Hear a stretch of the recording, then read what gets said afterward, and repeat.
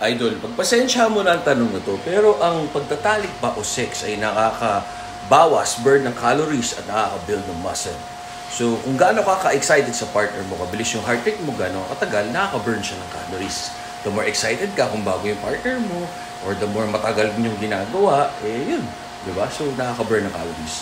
Ngayon, depende naman sa posisyon nyo. Kung buhat mo, para ka nagsa-squats, talagang magkakamuscles ka.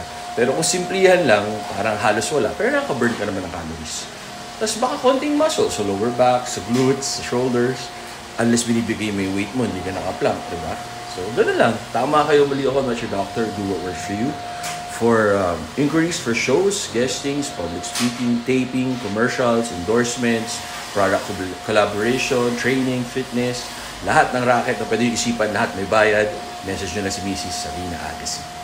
And then, do what works for you. Tama kayo, mali ako, not your doctor. Kailangan consistent kayo